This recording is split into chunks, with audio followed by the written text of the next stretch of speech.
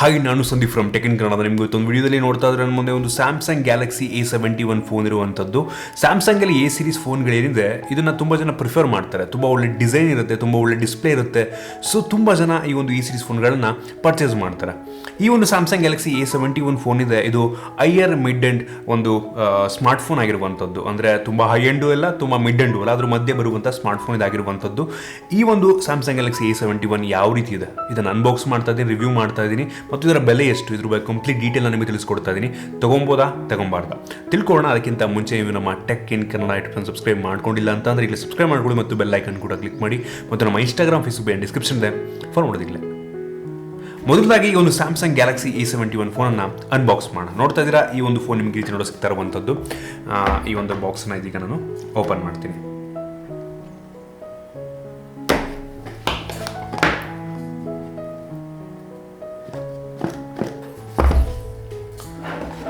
Open ಮಾಡಿದ ತಕ್ಷಣ ನಿಮಗೆ ಒಂದು ಫೋನ್ ಹೊಡ್ತಾ ಇರುವಂಥದ್ದು. ಅದರ ಜೊತೆಗೆ ಮೇಲ್ಗಡೆ ಇನ್ನೊಂದು ಬಾಕ್ಸನ್ನು ನೀಡಿದ್ದಾರೆ. ಈ ಒಂದು ಬಾಕ್ಸ್ ಒಳಗೆ ಏನಿದೆ ಅಂತ ಚೆಕ್ ಮಾಡೋಣ. ಇಲ್ಲಿ ನಿಮ್ಮ ಸಿಮ್ ಎಜೆಕ್ಟರ್ ಟೂಲ್ ಸಿಗ್ತಾ ಇರುವಂಥದ್ದು. ಅದನ್ನು ಬಿಟ್ಟರೆ ನನಗೆ ಒಂದು ಬ್ಯಾಕ್ ಕವರ್ ಸಿಗ್ತಾ ಇರುವಂಥದ್ದು, ಟ್ರಾನ್ಸ್ಪರೆಂಟ್ ಬ್ಯಾಕ್ ಕವರ್ ಇದಾಗಿದೆ. ಮತ್ತು ನಿಮಗೆ ಕ್ವಿಕ್ ಸ್ಟಾರ್ಟ್ ಮತ್ತು ಈ ಒಂದು ಗ್ಯಾರಂಟಿ ಕಾರ್ಡ್, ವಾರಂಟಿ ಕಾರ್ಡೆಲ್ಲ ನಿಮಗೆ ಇದರಲ್ಲಿ ಸಿಗ್ತಾ ಇರುವಂಥದ್ದು. ಇದನ್ನು ಪಕ್ಕಕ್ಕೆ ಇಡ್ತೀನಿ. ನೆಕ್ಸ್ಟ್ ಡೈರೆಕ್ಟಾಗಿ ಒಂದು ಫೋನ್ ನಿಮಗೆ ನೋಡೋ ಸಿಗ್ತಾ ಇದೆ. ಇದನ್ನು ಕೂಡ ಪಕ್ಕಕ್ಕಿಟ್ಟು ಬೇರೆ ಏನಿಲ್ಲದೆ ಅಂತ ಚೆಕ್ ಮಾಡೋಣ.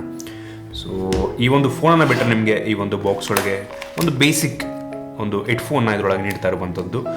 ತುಂಬ ಒಳ್ಳೆ ಕ್ವಾಲಿಟಿ ಹೆಡ್ಫೋನ್ ಅಂತ ಹೇಳೋದು. AKG ಹೆಡ್ಫೋನ್ ಕೊಟ್ಟಿಲ್ಲ ಇದು, ಈ ಒಂದು ನೋಟ್ ಮತ್ತು S10 ಸೀರೀಸ್ ಥರ. ಸೊ ಒಂದು ಬೇಸಿಕ್ ಹೆಡ್ಫೋನ್ ಆಗಿರುವಂಥದ್ದು ಡೀಸೆಂಟ್ ಆಗಿರುತ್ತೆ ಅಂತ ಅನ್ಕೋತೀನಿ ಕ್ವಾಲಿಟಿಯನ್ನು ನೋಡಿದ್ರೆ.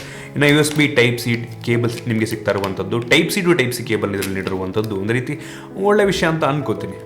ಮತ್ತು ನಿಮಗೆ ಇದರಲ್ಲಿ 25 ವ್ಯಾಟ್ನ ಫಾಸ್ಟ್ ಚಾರ್ಜಿಂಗ್ ಅಡಾಪ್ಟರ್ ನಿಮಗೆ ಇದರೊಳಗೆ ನೀಡ್ತಾ ಇರುವಂಥದ್ದು.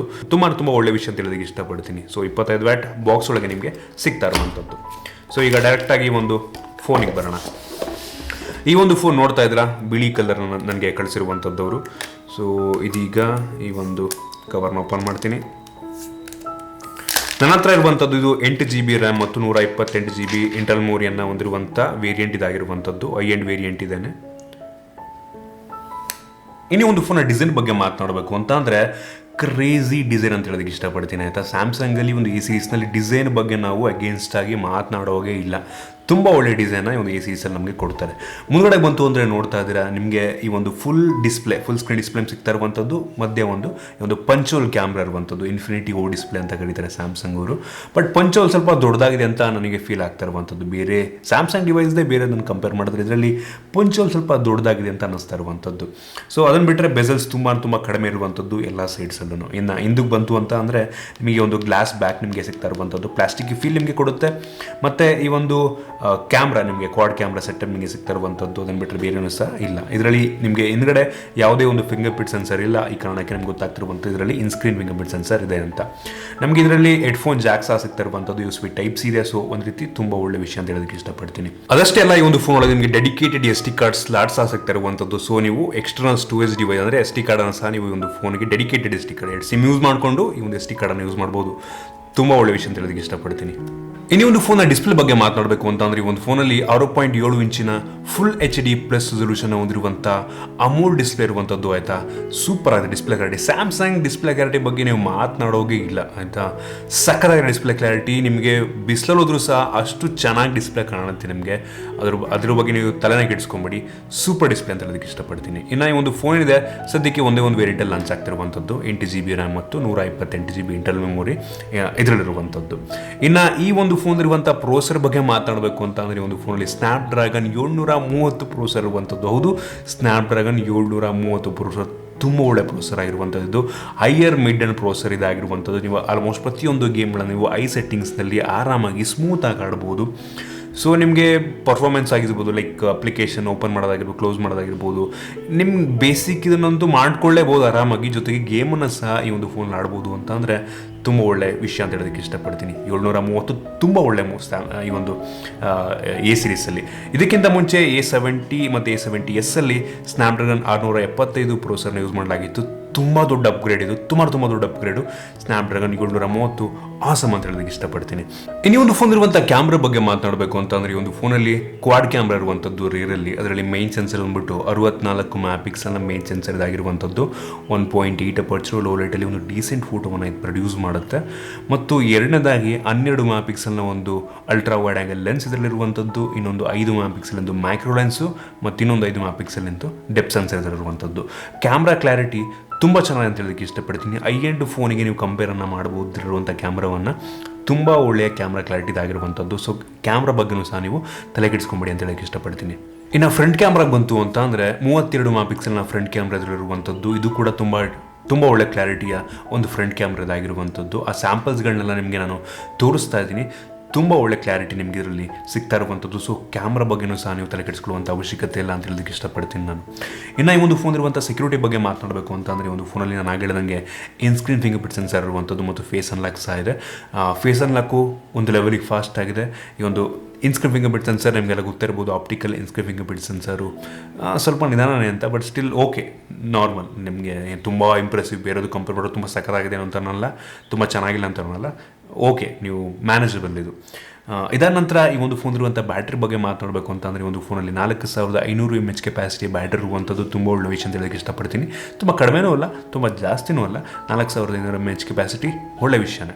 ಜೊತೆಗೆ ನಿಮಗೆ ಈ ಒಂದು ಬಾಕ್ಸಲ್ಲೇ 25 ವ್ಯಾಟ್ನ ಫಾಸ್ಟ್ ಚಾರ್ಜಿಂಗ್ ಅಡಾಪ್ಟರ್ ನೀಡ್ತಾ ಇರುವಂಥದ್ದು ತುಂಬ ಒಳ್ಳೆ ವಿಷಯ ಅಂತ ಹೇಳೋದಕ್ಕೆ ಇಷ್ಟಪಡ್ತೀನಿ.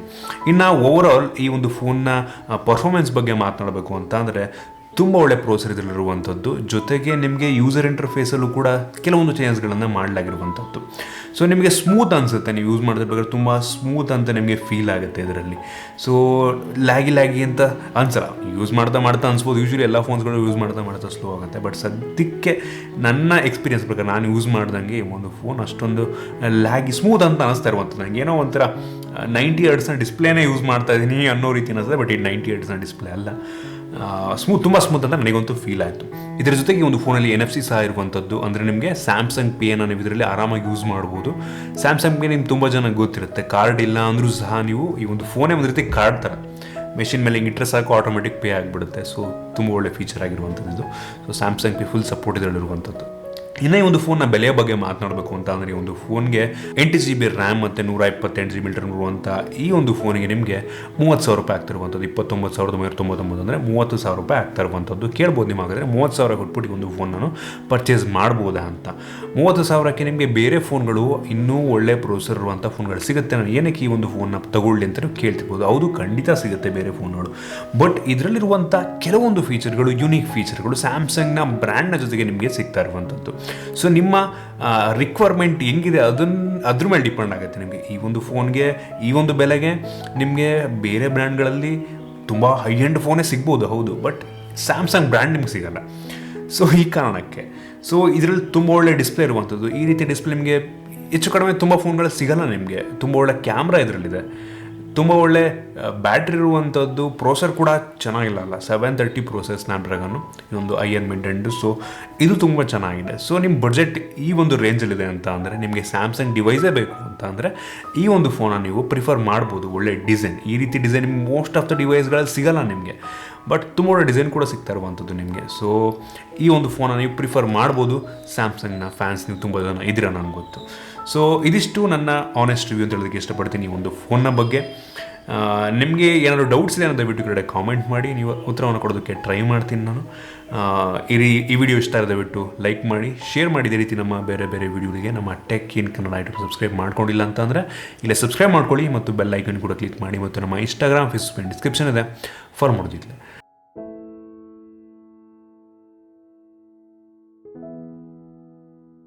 ಮತ್ತು ವೆಯ್ಟ್ ಮಾಡ್ತಾ ಇರಿ, ತುಂಬ ಗಿವ್ ಅವೇಗಳು ಬರ್ತಾ ಇದೆ ಈ ಮಂತು. ಸಖತ್ತು ತುಂಬ ಲಾಂಚಸ್ಗಳು ತುಂಬ ಆಗ್ತಾಯಿದೆ. So weight